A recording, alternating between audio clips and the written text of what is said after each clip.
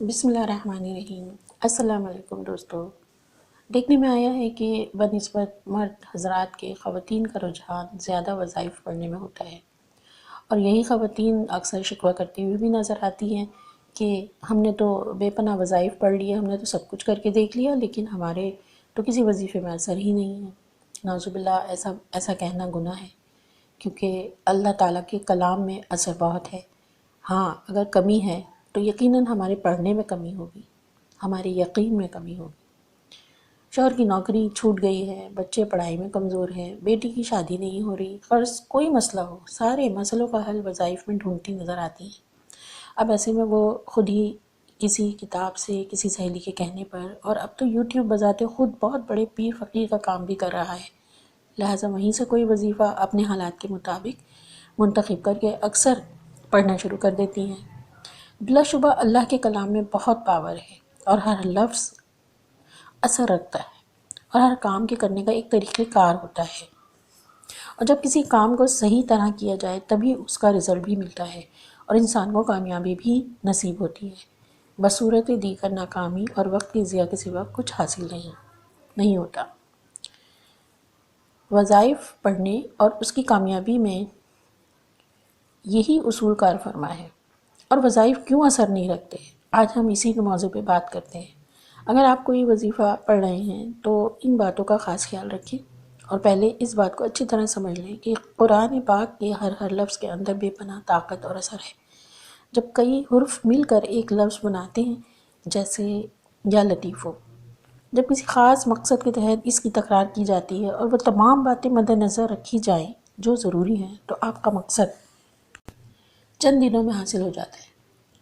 کسی لفظ کی تکرار یا خاص تعداد میں تکرار کرنے سے اس لفظ کے اندر پوشیدہ روشنیاں، یا آپ اس کو یوں سمجھیں، اس لفظ سے متعلق جو فرشتے یا مخلوقات ہوتے ہیں وہ حرکت میں آ جاتے ہیں۔ اگر آپ نے کسی سے ایسے وظیفے کی اجازت لی ہے تو بھی کامیابی یقینی ہو جاتی ہے، کیونکہ صاحب اجازت نے خود یہ عمل کر رکھا ہوتا ہے۔ وہ اس وظیفے کی تمام جزیات سے آگاہ ہوتا ہے، اتار چڑھاؤ سے آگاہ ہوتا ہے، اس کے ذہن کا یقین اجازت کے ساتھ آپ پہ منتقل ہو جاتا ہے۔ اب اگر آپ وقت مقررہ پر ایک خاص وقت، خاص جگہ منتخب کر کے دھیان کے ساتھ وظیفہ پڑھتے ہیں تو بہت جلد رزلٹ آ جاتا ہے۔ اگر وظیفہ شروع کرنے سے پہلے کچھ رقم جمعرات کو خیرات کرنے کا معمول بنا کر وظیفہ پڑھیں، خوشبو کا اہتمام کریں، مقصد بھی جائز ہو، تو یہ ہو نہیں سکتا کہ آپ کا عمل ضائع ہو جائے۔ چڑھتے چاند میں ابتدائی تاریخوں میں وظیفہ شروع کرنے سے بھی جلد مقصد حاصل ہو جاتا ہے۔ کبھی کبھی وظیفہ ختم ہونے سے پہلے وظیفے کی کامیابی کی بشارت مختلف خواب کے ذریعے بھی ملتی ہے، اور کبھی کبھی دل کے اندر اوقاع کی صورت میں اطمینان ہو جاتا ہے، مقصد کے حصول کے آثار ظاہر ہونا شروع ہو جاتے ہیں، اور رفتہ رفتہ مقصد حاصل ہو جاتا ہے۔ جلد مقصد پورا ہونے پر بھی وظیفہ پورا کرنا ضروری ہے، اور بعد میں شیرینی تقسیم کرنا چاہیے۔ وظیفے کے دوران اگر وقتاً فوقتاً حاجت کے نوافل بھی ادا کر لیں تو سونے پہ سہاگا ہے۔ دوستو، وظائف کئی طرح کے ہوتے ہیں، مثلاً 1 دن کا وظیفہ، 3 دن کا وظیفہ، 7 دن کا وظیفہ، 3 یا 7 جمعرات کا وظیفہ، 3 جمعوں کا وظیفہ، 21 دن اور 40 دن کے وظیفے، مجموعی پڑھنے کا وظیفہ یا انفرادی پڑھنے کا وظیفہ۔ عموماً 21 یا 40 دن کے وظیفے کسی کی اجازت کے بغیر نہ پڑھیں، کیونکہ ان وظیفوں میں اکثر کھانے پینے میں بھی پرہیز کرنا پڑتا ہے، جس کی ہر کسی کو معلومات نہیں ہوتی۔ 1 دن کا وظیفہ یہ وہ وظیفہ ہوتا ہے جو کسی خاص تاریخ یا دن کی مناسبت سے خاص تعداد میں پڑھا جائے، جیسے شب جمعہ، شب معراج، شب قدر وغیرہ میں روحانیت بڑھانے کے لیے یا اللہ کے قرب یا مغفرت کے لیے پڑھا جائے۔ 7 دن کا وظیفہ جیسے سورہ یاسین کا وظیفہ کسی مقصد کے لیے خاص تعداد میں 7 دنوں تک وقت مقررہ پر پڑھا جائے۔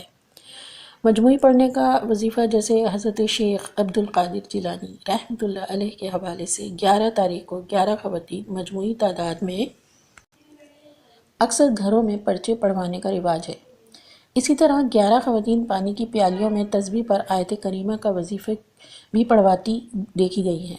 بلا شبہ ان وظائف کی بے پناہ برکات نصیب ہوتی ہیں، لیکن یاد رہے کہ ان وظائف کو بھی پڑھتے یا پڑھواتے ہوئے اکثر ان باتوں کا خیال نہیں رکھا جاتا جن کا رکھنا بے حد ضروری ہے، ورنہ فائدے کی جگہ نقصان اٹھانا پڑتا ہے۔ دیکھنے میں آیا ہے کہ خواتین ان وظائف کو بہت ہلکا لیتی ہیں۔ محلے کی چیدہ چیدہ خواتین کو کہہ دیا جاتا ہے کہ فلاں وقت پر پرچے پڑھنے آ جائیں۔ وقت مقررہ پر بھی مجموعی خواتین کی تعداد پوری نہیں ہوتی، ناچار 11 کی جگہ 5 خواتین پرچے پڑھنا شروع ہو جاتی ہیں، اور درمیان میں رک رک کر ضروری بات کرنا بھی عام بات ہے۔ اکثر تو طہارت کا بھی خیال نہیں رکھا جاتا، ناخنوں پر نیل پالش جمی صاف دکھائی دے رہی ہوتی ہے، گھر میں صفائی اور خوشبو کی جگہ گندگی اور بدبوؤں کے بھپکے اٹھ رہے ہیں، پھر یہ 5 خواتین ہی جلدی جلدی 11 عورتوں کی جگہ جلدی جلدی 2 3 3 پرچے پڑھ کر چل پڑتی ہیں۔ یوں کہیں پڑھنے والے بھی خوب تھے، پڑھوانے والے بھی خوب۔ اب بعد میں یہی خواتین کہتی پائی جاتی ہیں، ہم نے تو سب کچھ کر کے دیکھ لیا، ہمارا تو کام ہی نہیں ہوتا اور مصیبت پڑی چلی جاتی ہے ہمارے، الٹا ہم تو اور مصیبت میں پریشان اور گرفتار ہو گئے ہیں۔ نعوذ باللہ۔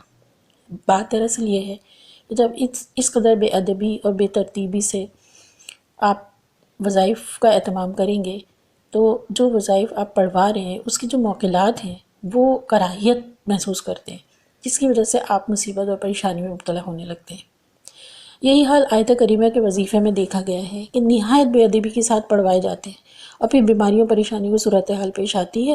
یہ گمان بھی نہیں گزرتا کہ اتنے جلالی اور معتبر وظائف کو پڑھوانے کے لیے انہیں کتنی احتیاط برتنی چاہیے تھی، جو نہیں برتی گئی۔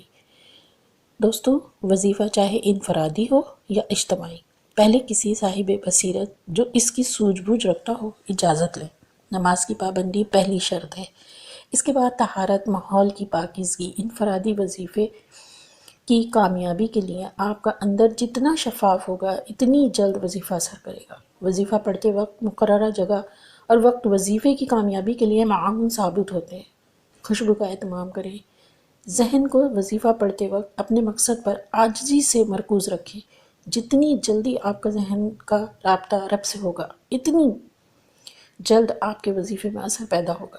یاد رہے کہ مقصد ہمیشہ جائز ہونا چاہیے۔ اول و آخر درود شریف کا ہدیہ نہایت ادب بارگاہ نبی صلی اللہ علیہ وآلہ وسلم میں پیش کرنا، یہ تو سبھی جانتے ہیں کہ اس کے بغیر تو رب کی بارگاہ میں کچھ قبول نہیں۔ ولیوں کا واسطہ بھی دعا میں پیش کرنے سے جلد کامیابی کے امکانات بڑھ جاتے ہیں۔ وظائف کے درمیان کبھی بھی بات کرنے سے گریز کرنا چاہیے۔ کبھی کبھی دیکھا گیا ہے کہ صرف ہوں کرنے سے بھی وظیفے کا اثر زائل ہو جاتا ہے، لہٰذا بات بالکل نہ کریں۔ اگر مجموعی وظیفہ ہے تو کوشش کریں کہ ان لوگوں کو اکٹھا کریں جو نماز کے پابند ہوں اور ادب کا شعور رکھتے ہوں۔ چھوٹے چھوٹے بچوں کو بٹھا کر یا ایسی خواتین و حضرات کو اکٹھا نہ کریں جن کے گھروں میں قرآن پاک گرد سے اٹے پڑے ہوں، مطلب جو قرآن نہ پڑھتا ہو، وہ وظائف کی قدر و منزلت کہاں سے واقف ہوگا؟ سوچیں ذرا۔ اور اگر فی زمانہ ایسا ممکن نہ ہو سکے تو آپ خود ہی لمبے لمبے وظیفے پڑھنے اور پڑھوانے کے بجائے صرف اتنا ہی کر لیں کہ نماز کی پابندی کریں، روزانہ کی بنیاد پر قرآن کا کچھ حصہ پڑھ لیں، ہو سکے تو ترجمے کے ساتھ، اور درود پڑھ کر اپنے رب کے حضور عاجزی سے سر جھکا کر ہاتھ اٹھا کر نم آنکھوں سے اپنے مقصد کے لیے دعا مانگیں، اس وقت تک جب تک یوں نہ لگے جیسے آپ کا رب اور رب کا رسول مہربان ہو گیا ہے۔ بس یقین جانیے اب آپ کو اور کسی وظیفے کی ضرورت ہی نہیں۔ دوستو، اگر آپ کو میرا چینل پسند آیا ہے تو اس کو سبسکرائب کیجیے۔ والسلام۔